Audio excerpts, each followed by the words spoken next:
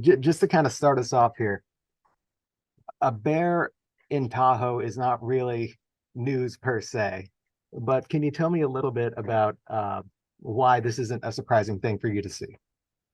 Well, I mean, it's always an exciting thing to see a bear in the wild, right? Unless it's running in front of your skis, then it might be a little terrifying.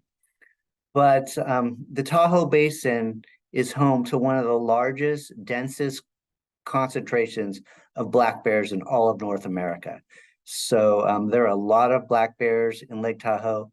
They are active day and night and year round. So not completely surprising. And the second thing that kind of ran through my mind here was uh, we just, it's December 10th at the time we saw the video Sunday morning. I thought bears hibernated in the winter. That's kind of what I was told in elementary school. What's it doing here? So what we've seen is not all bears in Lake Tahoe in the Tahoe Basin hibernate. You know, hibernation is kind of nature's way of seeing bears through the tough times in winter when there's not much food on the landscape.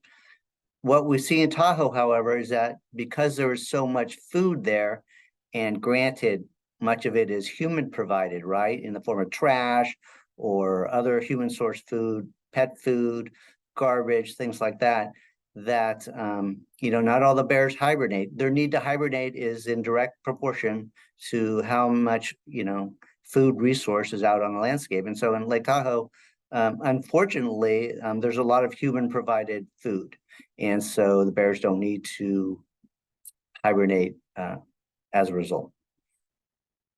So it is a fun situation to watch. I definitely don't want to be the skier in that situation. So Heavenly sent us some of their protocols. They said basically keep your distance and alert the ski patrol. Is there anything you would necessarily add to that for anyone who finds themselves in that situation? Absolutely. When anyone's spending time in Lake Tahoe, you have to remember you're entering bear country, and there are a lot of bears, as we talked about, and they are active all times, day and night. So what it means is you have to keep your car secure in terms of not leaving food or scented items in your vehicles because we don't want the bears breaking in. Any rental homes, anything like that, you want to make sure your trash, your food is all secured so the bears can't get to it. Same thing for coolers. You want bear-proof coolers. So you're entering the heart of bear country as a visitor, as a resident to Lake Tahoe, and you need to be bear smart, bear aware, because once these bears get accustomed to human food, human provided food, we see the conflict behavior escalate, where they get bolder into breaking into cars, stealing coolers, breaking into homes, and we don't want to see that behavior happen.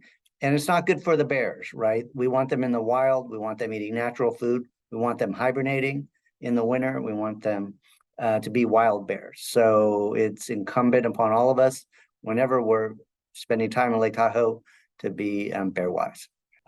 In short, people love this little bear darting across the area for whatever reasons. Why do you think people have this reaction toward bears?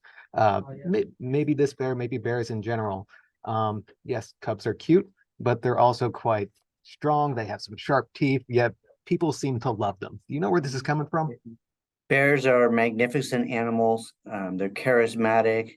They're beautiful. We have the innate reaction to their wildness and seeing a piece of the wild, and that's always very exciting. It's thrilling, and that's why we work so hard to communicate to everybody that we want these bears in the wild.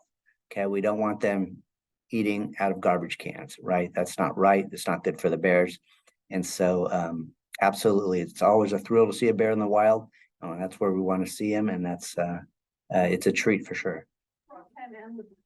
Just out of curiosity, did you have any reaction that you'd want to share when you first saw the video? Well, I'm glad I wasn't the skier in that in that particular situation. I probably would have crashed.